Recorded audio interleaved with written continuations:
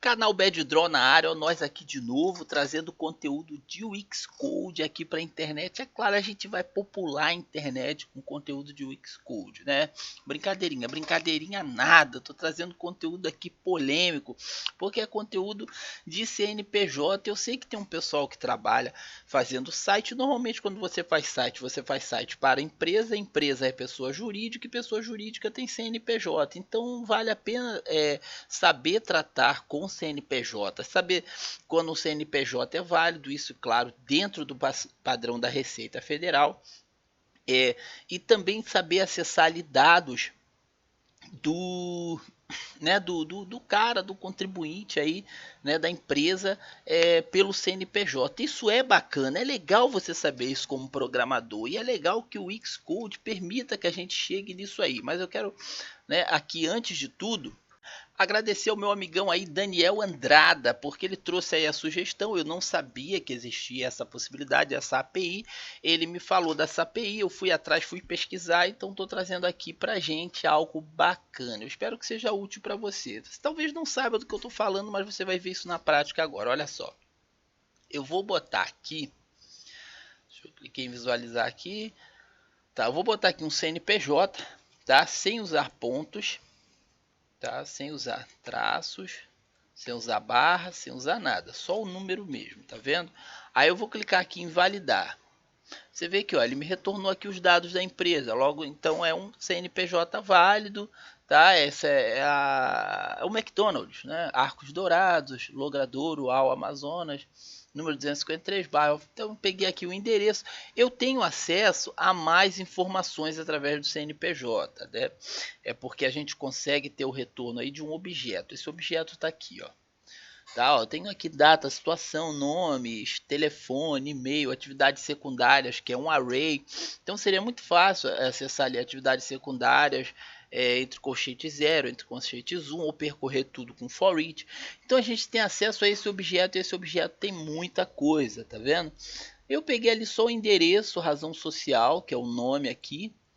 Nome fantasia eles não têm, tá vendo? Ó, nome fantasia, que fica aqui em fantasia. Aqui, né? Não tem, enfim, você já entendeu o princípio básico. Então, como é que a gente faz para ter o retorno disso aí? Primeira coisa que a gente vai ver, tá? Deixa eu manter guardado aqui esse número aqui de CNPJ para depois eu usar ele de novo, tá? Vamos voltar lá para a parte do código agora. Vamos dar uma olhadinha aqui, ó, que códigozinho mais básico, né? É claro que se você já viu eu acessando aí objetos que vêm de outros sites, APIs externas, você sabe que a gente vai ter que usar o FIT, e que o FIT, né, que o FUT no Wix ele não é usado no front-end, ele tem que ser feito no back-end. Então eu criei um script no back-end chamado validar CNPJ, ok?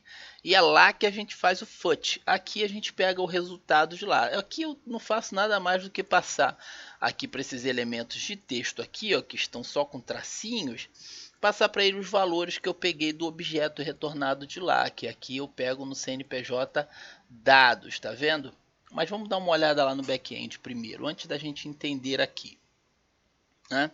Back-end, aqui em validar CNPJ, pronto, bem pequenininho, olha que tranquilo. Primeira coisa que a gente importa o FUT, de Wixfut, do módulo Wixfut, né? Eu chamo a minha função aqui de validar CNPJ, tranquilo, e ela recebe como parâmetro um número de CNPJ, um número sem ponto, sem traço, sem nada. Eu poderia criar uma situação onde eu tiro isso, né, esses pontos. Eu deixo lá para o meu usuário botar com ponto, e aqui eu tiro o ponto, eu peço para ele botar só número lá, e reclamo caso não seja só número, né? Mas o importante é que você entenda o conceito de recolher dados da receita, tá? Então a gente faz o seguinte, eu crio uma variável aqui para a gente passar para o nosso reader, um content type, aqui eu deixei como application x, tá? É porque eu sempre uso isso, mas eles botaram que era texto plano, mas aqui foi, se foi, tá indo, então beleza. O request aqui eu botei o método, é o método get, tá?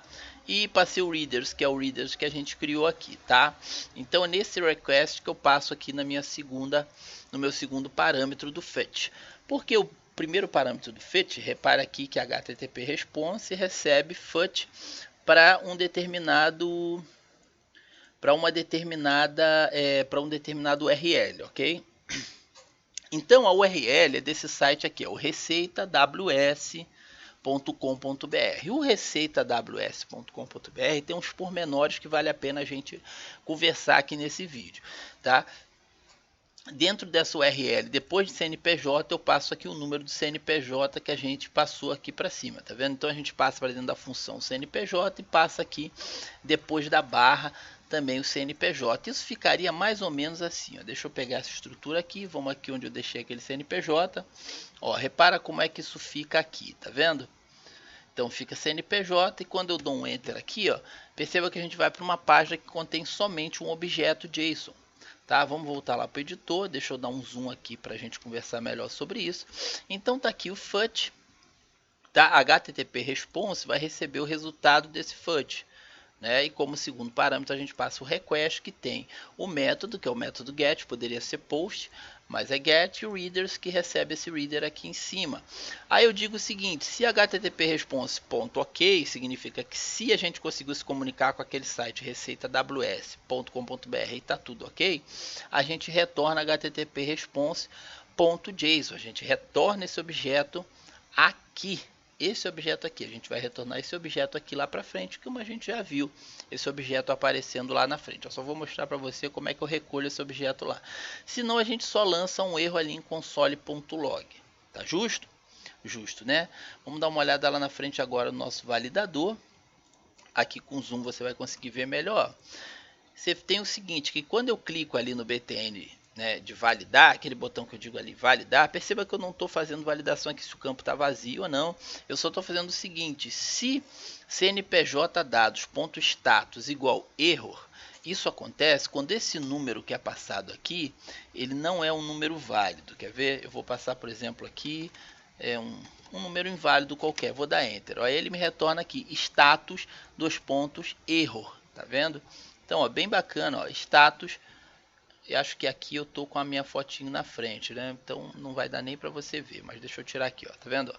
Status error, né? Então se ele me retornar esse status erro, eu capturo aqui, ó, if cnpj dado, deixa eu falar desse cnpj dados antes, garotão.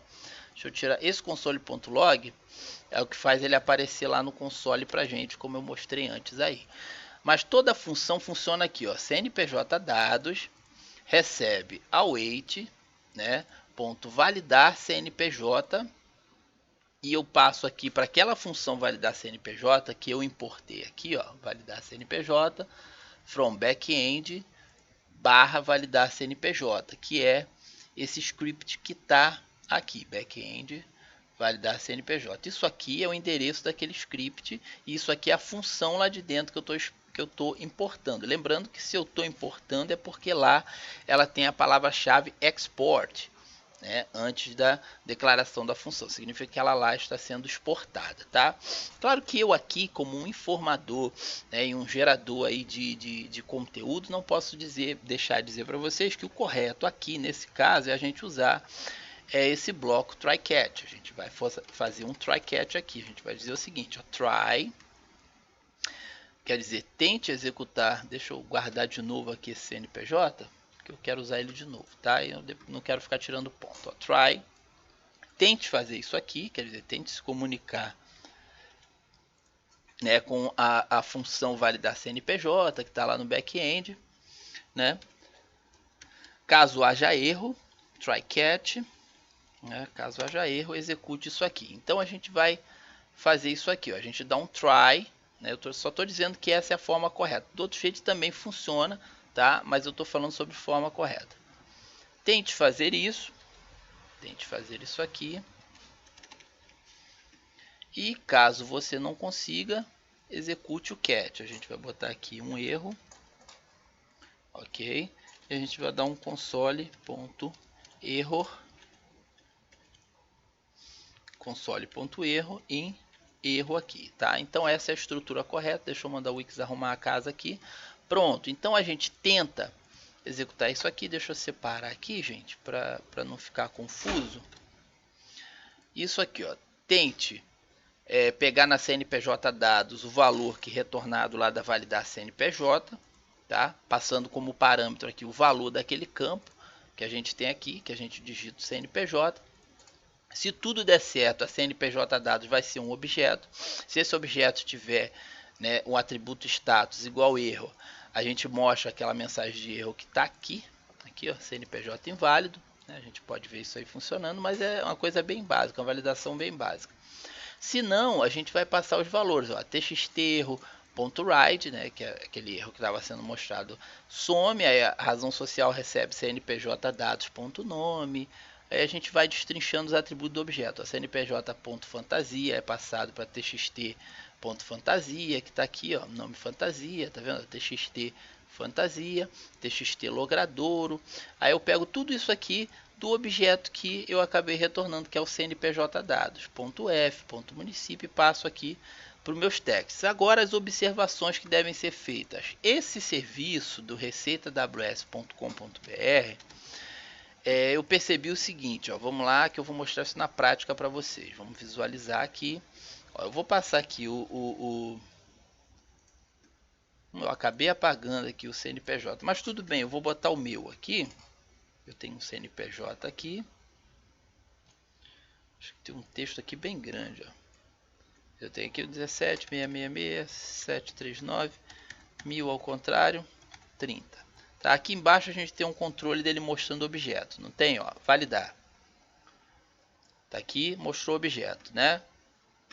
Ó, validar. Aqui ele mostrou o objeto. Validar, ele mostrou o objeto de novo. Validar, ele agora já diz que é undefined. E assim ele vai dizendo que é undefined direto, ó. Tá vendo?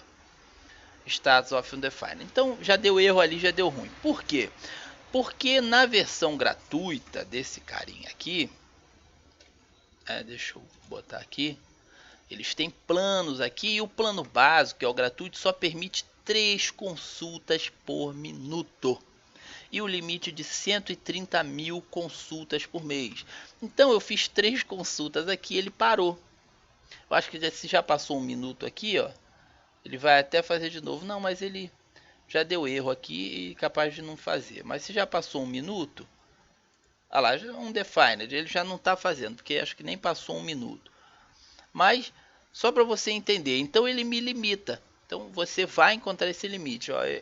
Você vê que o plano prata aqui, ó, 20 consultas por minuto, é R$150. O plano bronze, né?